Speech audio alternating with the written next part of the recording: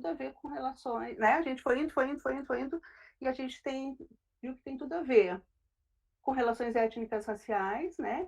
E com o projeto que se tem para o país, né? E eu estava pensando, enquanto vocês estavam falando, assim, estava me lembrando, assim, do que me moveu lá em 2010, eu acho, que eu entrei no doutorado, que era justamente a pergunta, assim, quais os saberes necessários, né? Qual é o currículo que se precisa. Claro, eu estava pensando na educação do campo naquela época, né? Mas hoje, assim, pensando no quilombo, pensando nos povos tradicionais, pensando também na educação do campo, eu fico pensando, eu penso que esse questionamento ele está ainda por ser respondido, né? Quais são? Como é que é essa coisa dessa escola? Porque uma escola pública que é desenhada, né, meticulosamente para não dar certo, para não educar, ela desde, vamos combinar, né? Desde lá de 1934, ela tem o mesmo desenho, ela tem a mesma função, ela tem, sabe, bem diretrizes, bem BNCC, mas assim, isso parece que não impacta, né? O desenho. A gente fica, às vezes eu sou da política educacional, e às vezes eu fico discutindo assim, nossa, tá, aumentou o orçamento de 43 bilhões para 118 bilhões em 10 anos. Tá, mas o que isso quer dizer em relação à qualidade da escola? Né? Quer dizer, qual é o impacto que isso gera? Aumentou, tá? Tem uma política de livro didático. A pergunta é, a gente precisa de uma política de livro didático? E qual é o livro didático que a gente iria precisar? Né? A gente precisa de tantas coisas, né? Tantos dispositivos que agora a escola tem. Se vocês forem ver, esses dias eu me dei né? Assim, eu contei, nós temos 67 programas de governo para a escola pública. Sim, sim. 67, né? E aí a gente vai ver, né? Em qualquer parâmetro, a nossa escola não funciona. Então, assim, às vezes eu fico pensando realmente assim, o que se tem que fazer. E aí a Débora estava falando uma coisa que eu achei tão. Que eu acho que assim é a chave de leitura que estava me faltando, Dé. Que é exatamente isso, assim, ó, é a lógica. Por isso, né, uma das questões assim, que me mobilizou aqui nesse pós-doc, e que eu venho discutindo muito com a Rumi, principalmente, é assim, tá, a educação do campo, a educação indígena e a educação quilombola. Confluências e autoridades, quer dizer, o que elas têm em comum e o que elas, onde elas se distinguem, né? E principalmente por duas questões que são assim práticas. Eu sou muito prática.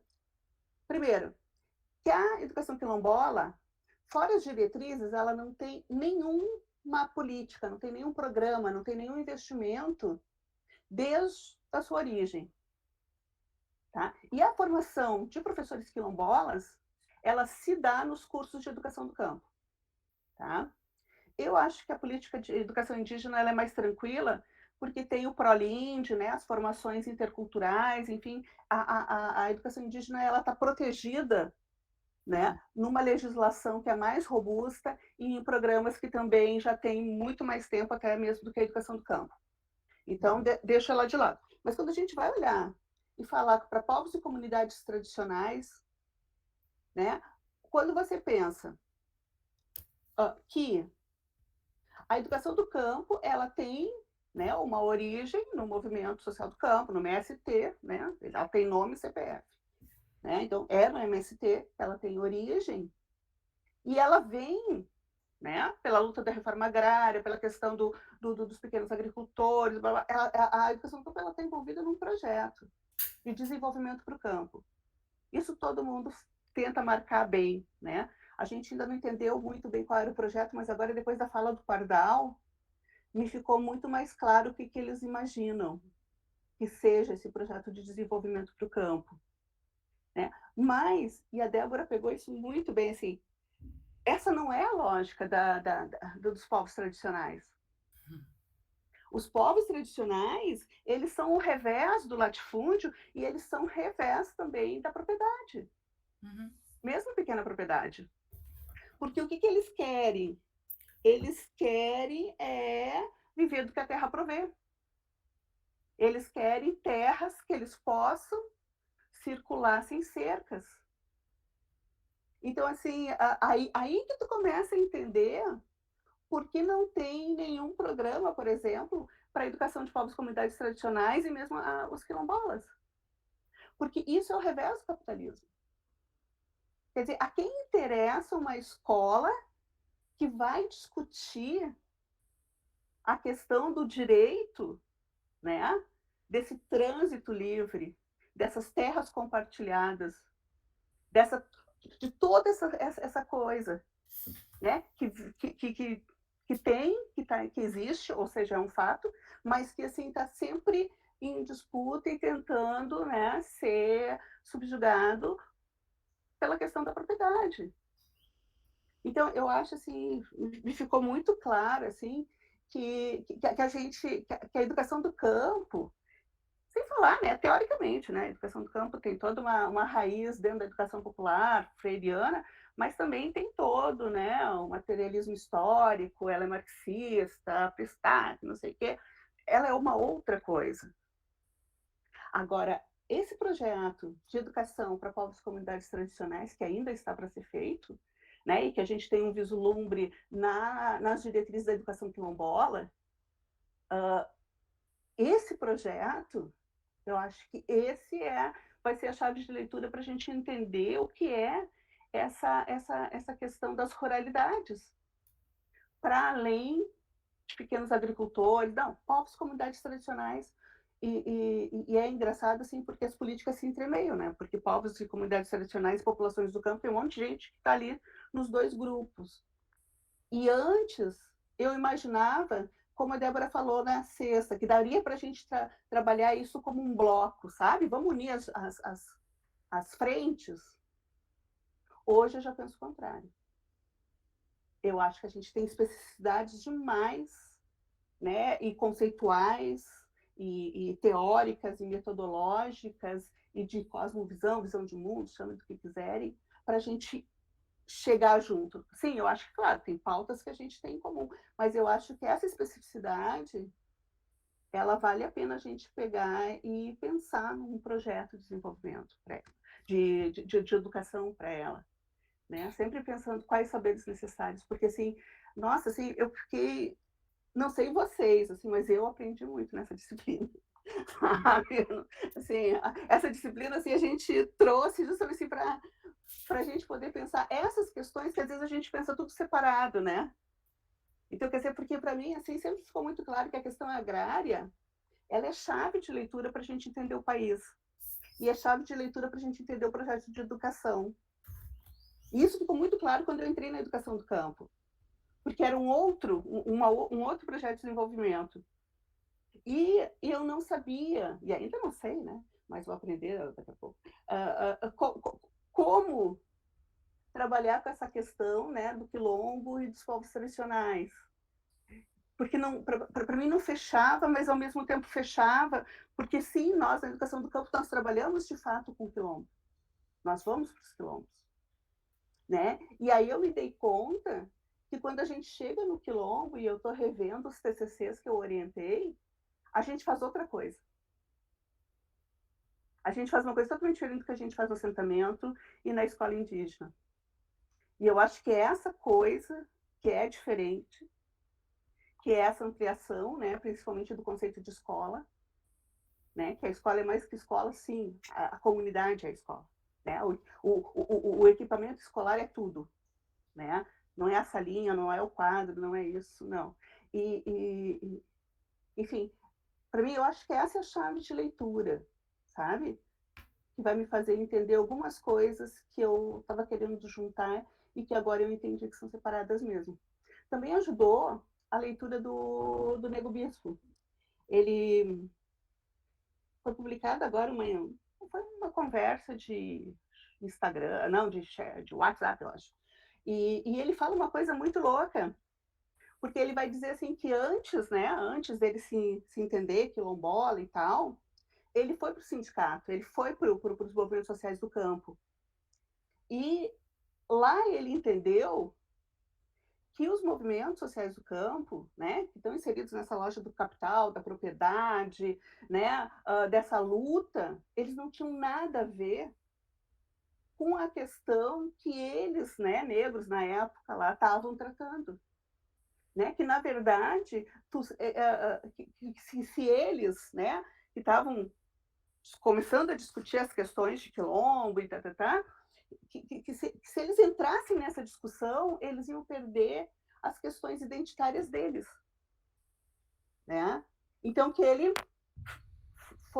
saiu, né? Foi fazer outra coisa, né? E acho que até fez bem feita, porque assim, as palavras dele são ótimas, né? E aí ele diz assim que a gente tem que entender que tudo isso é lógica capitalista, que até mesmo o projeto de desenvolvimento que está sendo pautado para o campo, pelos movimentos sociais do campo, eles também se inserem nessa lógica.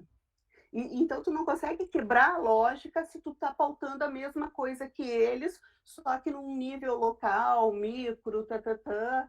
E ele vai dizer, inclusive, que a agroecologia está nessa lógica também, que é dar qualidade para a propriedade privada. Né? Então, ele, claro, assim, o Nego Bispo é um ser à parte, né? Então, assim, não sei se ele está certo, se ele está errado, mas, assim, as ideias que ele tem, né?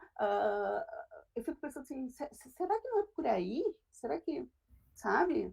Não sei. Assim, tudo que eu posso dizer para vocês é que eu não sei, eu estou estudando. Mas, assim, eu acho assim, que abriu uma porta muito interessante para a gente continuar fazendo esses questionamentos, né?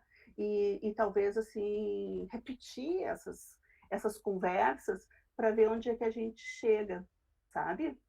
Porque assim, vocês trouxeram muitas coisas assim, eu sou muito grata assim pela presença de vocês, porque vocês são né, de todos os lugares, assim, tem tantos olhares diferentes, assim, tanta perspectiva assim que eu não conhecia, né? Óbvio. Então assim, eu acho que foi muito feliz esse nosso encontro, sabe? E eu quero dizer para vocês assim que meu pós-doc provavelmente não vai ter nenhuma conclusão, né? Vai ser assim, concluir que acabei. Mas assim, mas é o começo de uma outra trajetória educativa, sabe? Perseguindo essas pistas, assim, sabe? Essas coisas que estão acontecendo e ainda que não tem uma, né? A gente não consegue falar em tendências, né? Essas categorias elas não englobam o que estão acontecendo, né? O que a gente pode falar, eu acho que é em vivências. Existem várias vivências de grupos diferentes que estão fazendo coisas que é muito legal. E em relação a coisas muito legais, eu vou passar para vocês uma dissertação da Ana Muvuca, que é uma quilombola lá do Jalapão, que ela faz uma cartografia da comunidade dela, junto com a comunidade dela, e eu estou lendo com muito cuidado, assim, porque o Nego Bispo diz que essa é a primeira escrita contra-colonial no país. Ele diz que a dissertação dela é um acontecimento, né?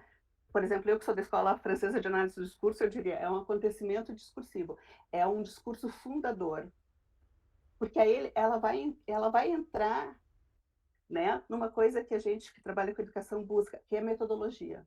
Quer dizer, como é que a gente faz para entrar nessas comunidades? Como é que a gente se organiza, né, enquanto educadora, para ir lá fazer essa conversa?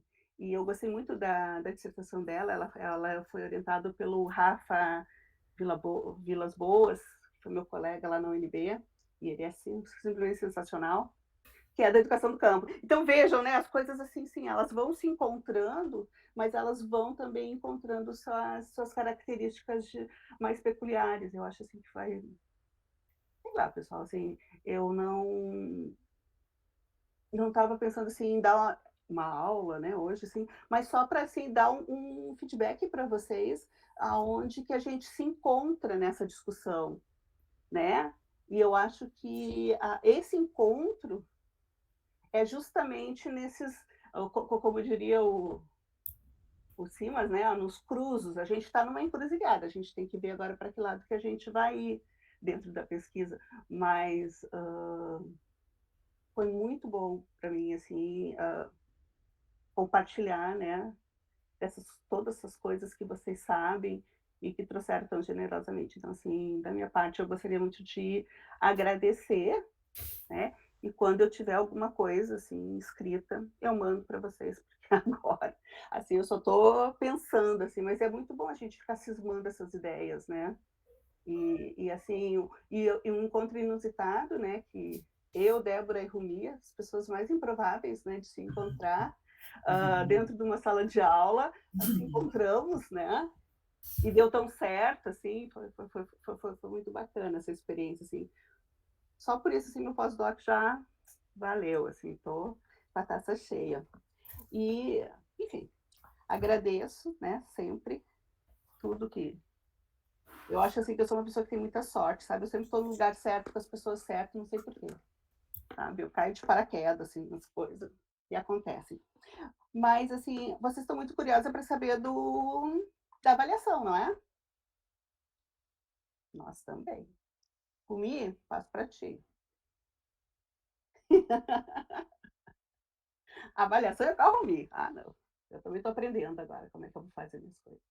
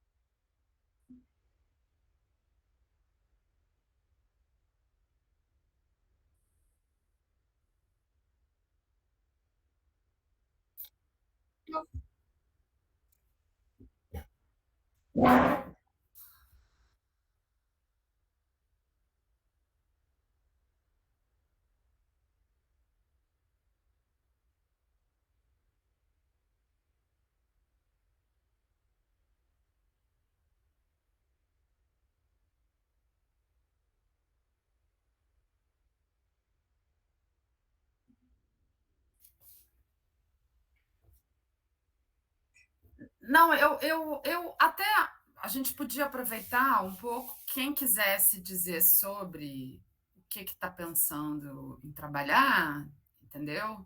Se está pensando, se tem um diálogo com o trabalho, a gente de repente pode bater uma bola sobre isso. O que eu queria era dar outra sugestão de leitura para vocês sobre essa questão da ideologia do desempenho, que é isso, né, Valéria? Essa história de que é merecedor porque trabalha, porque é eficaz e eficiente, né? Porque, em suma, desempenho, né? Que é um livro do Gessé de Souza, A Construção da Subcidadania no Brasil. Não sei se vocês já ouviram falar desse livro. Ele constrói uma visão bastante original, eu acho, sobre por que não adianta haver crescimento econômico para melhorar, né, a situação. O aumento do PIB não significa nada para algumas populações no Brasil. Em suma, essas populações sempre ficaram à margem dos processos de modernização e intensificação do capitalismo no Brasil. E uma das razões tem a ver com processos, entendeu? Em que elas foram sendo largadas no caminho. E aí, sim, qual é a alternativa, né, que a Valéria está colocando, né? O que a gente pode fazer para que essas pessoas tenham condições dignas de sobrevivência ou de vida, não de sobrevivência, de vida, né? Né? Ele não entra nessa temática, mas eu que estou articulando isso, entendeu? Quando a Luciana fala, a escola não tem condições vem umas crianças com piolhos, mal, sabe, sem sapato, por exemplo, sem chinelo, passando fome, né? Tu vai querer exigir o quê dessa criança, né? Como é, né? Tipo, o que cabe à escola, o que cabe, né, à sociedade em geral. E essas variadas formas de viver que podem existir no Brasil e que não são respeitadas, né? No sentido de que as pessoas geralmente são tratadas como estorvo, né? Do capitalismo, né? Então, estorvo porque não se adequam bem às exigências que o capitalismo exige. Então, eu acho que é um livro interessante. Eu vou até escrever aqui A Construção da Subcidadania. É aquele verdinho? Não. Não? Então, peraí que eu tenho ele. Peraí, eu vou... Já vou passar para vocês, peraí.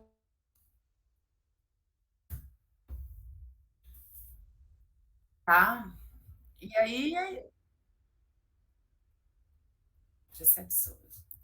Esse livro me deu uma cacetada na cabeça quando eu li, porque eu dei para os meus alunos, eles já dizem que ele já escreve outra coisa, mas eu não sei se ele escreve, se ele vai muito longe do que ele já definiu nesse texto. Depois ele tem um livro chamado Sobre a Ralé Brasileira, que ele descreve, né?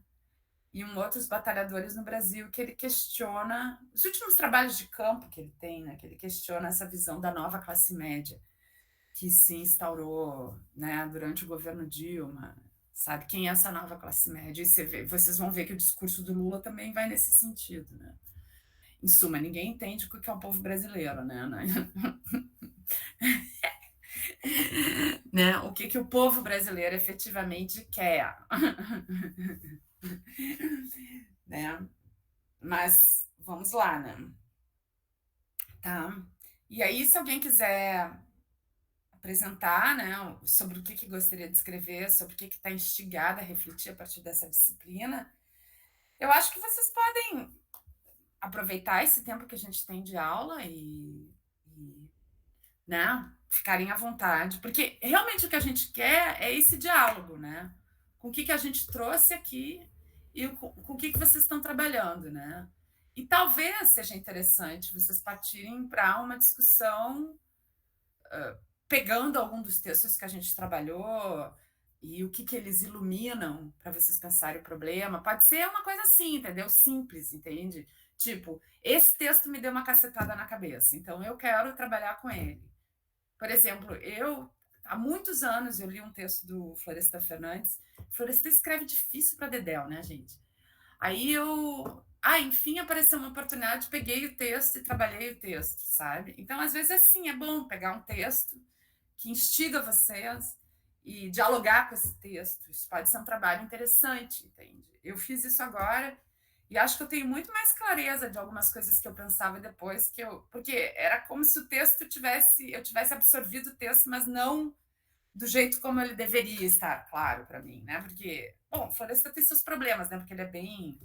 Ele escreve difícil, né?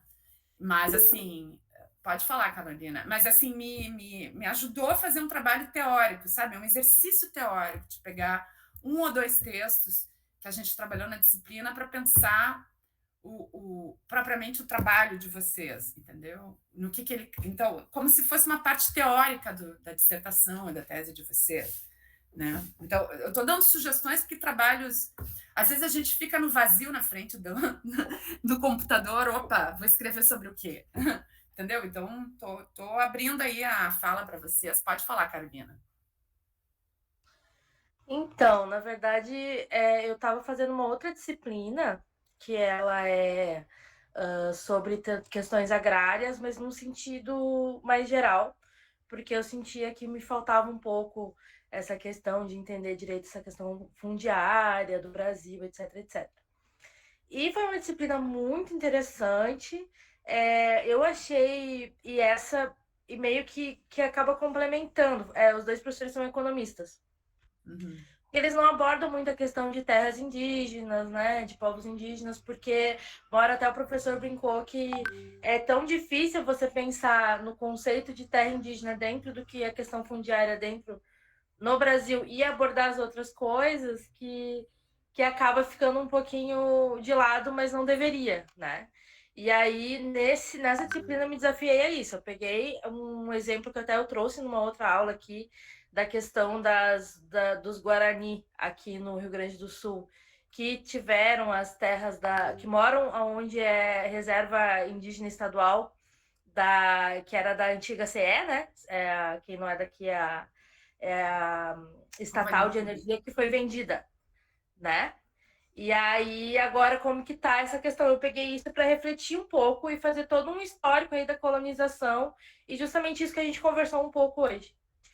E a minha dissertação, eu fui pelo um outro lado, um lado mais da memória biocultural, desse pensamento sistemático em relação ao território, né?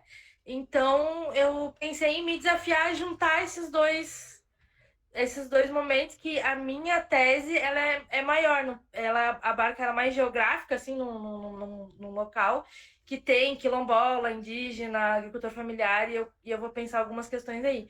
Mas é bom eu começar por onde eu já estou pisando há um tempo, que é a questão indígena, né? Ótimo. Aí eu pensei em fazer isso, trazer um pouquinho desses fragmentos aí que eu fiz nessa aula e trazer um pouco da minha dissertação para me desafiar a fazer essa costura, assim. Ótimo, ótimo. E fazer um Ótimo. Frankenstein. Tudo bem, mas é de Frankenstein que a gente vai experimentando. Tá. Tá, Não, agora beleza. A Carolina. Que bom, Carolina. Que bom, Carolina. É bom vocês trazerem isso, porque aí a gente. Solange, agora é tu, eu acho. Isso. Bom dia, eu fiquei um período aí tentando acessar, ficamos sem internet na minha rua ali. O pessoal tá com a Expo Inter, e aí no movimentar as máquinas, aí ficamos sem energia, um período, até a pouquinho, até a pouco. Mas consegui ouvir, depois vou assistir a aula toda e ouvir a fala de Valéria, e assim, Débora, sabe, essa questão que Valéria traz é o que eu tenho me debatido, enxergado isso, vivido isso, né? Eu venho dessa trajetória que aí de toda a construção das lutas, da educação do campo, nessa trajetória, tenho acompanhado e, enfim, né, militado muito nisso também, e com esses fundamentos, e tentei fazer algumas buscas a partir do Thompson, no sentido de achar que nessa inserção de outros sujeitos no contexto, poderia se avançar a perspectiva de consciência de classe. Thompson trabalha um pouco isso, e tenho feito alguns estudos nesse sentido, mas não sei, ouvindo agora a Valéria, eu concordo, eu acho que é outra coisa, a gente não foge do viés capitalista, né? Não foge desse princípio, mesmo Thompson vai levando a isso. Então, estou aqui muito problematizada, muito, Débora. Débora é minha orientadora, e eu não consigo dar conta, Débora, desse nó, assim. Enfim, para esse trabalho, para esse processo aqui, eu penso em recuperar elementos que não estão escritos, que é desses históricos da educação do campo, primeiro, anterior ao edital da LEDOC, né, que a gente ajudou nessa construção. Eu coordenei a pedagogia da terra, que foi referência para a LEDOC, e não está escrito. Isso, então... Que poderia ajudar, talvez, na própria tese, esse resgate. Gostei muito da fala da Manuela, esse princípio aí de compreender a questão da terra, né, para anteriormente, talvez deve fazer vínculo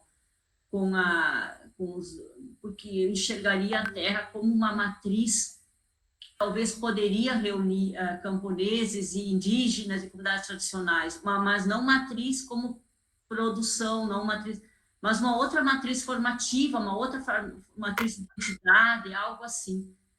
Enfim, estou muito nesse pensamento. Para aqui eu penso em recuperar essa trajetória um pouco aí do início das leituras. Traga esse histórico, que nós precisamos desse histórico, minha cara. Nós precisamos desse histórico. Tem esse histórico, tu viveu esse histórico.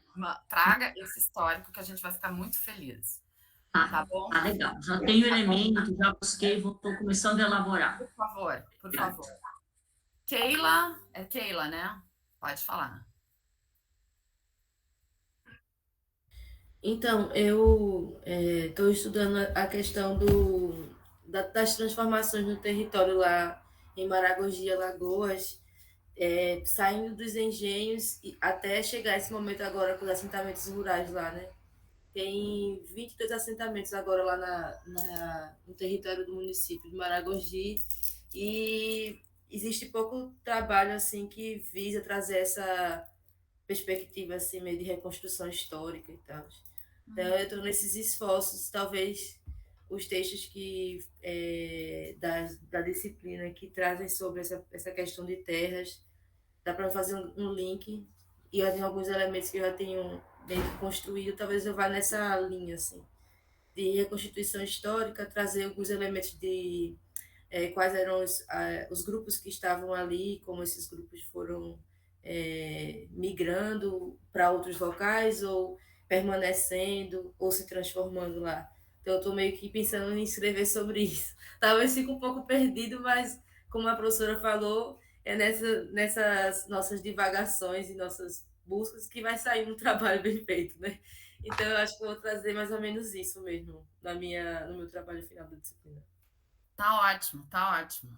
Gente, eu adoro história, sabe? Se vocês fizerem resgates históricos, tendo em vista, sabe? Porque isso, se conta pouca história. A gente sabe muito pouco a nossa história. E a história das nossas próprias... processos que a gente viveu não estão necessariamente registrados, entendeu? E é importante a gente registrar, porque é daí que vão se construindo as memórias coletivas, né? Sabe? Então, por favor. Ótimo. Aí, Carlos, pela linha aqui é o Carlos, aqui, se está tudo certo. Carlos, é tua mão. Bom dia para todos. Tudo bem? Então, eu sou aquele que veio bem perdido, né? Meio perdido, digo perdido no sentido da minha trajetória. Eu venho lá da sociologia, minhas discussões são todas sociológicas, então aqui tudo foi um desafio, mas foi um desafio que começa já com a entrada para o programa. Então, eu inicialmente, quando eu propus o meu projeto para dissertação, era a volta de uma contradição que tem no nosso país, Moçambique, que a Constituição da República define a agricultura como base de desenvolvimento.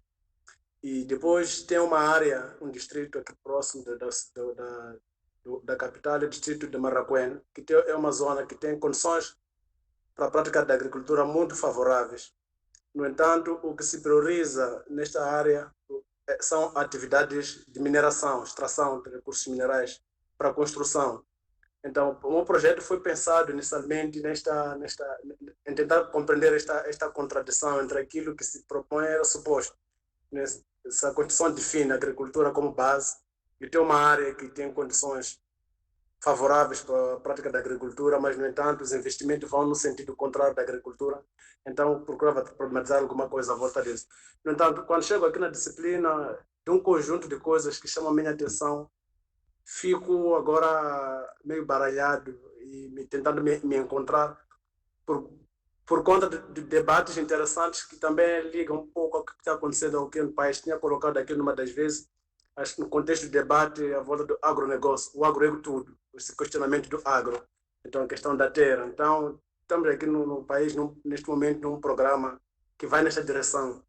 Já semana passada houve um comentário do FMI sobre Moçambique, de, uma em cada 9 pessoas com problemas de fome. E a proposta era investimento no agro. Então veio de novo a questão, aquela pulga para mim, depois do debate, do questionamento que é feito à volta do agro e essa sugestão do Banco Mundial, do FMI, da aposta no agronegócio.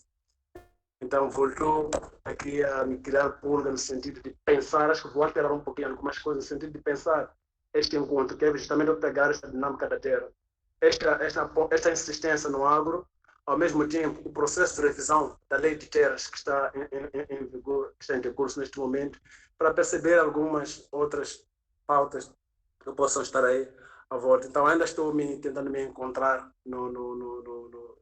porque houve tanta coisa aqui que despertou o meu interesse, né? São coisas que não eram tanto da minha conversa sociológica, estava captando outras coisas, mas que estou descobrindo aqui, acho muito interessante e muito relevante para o meu contexto.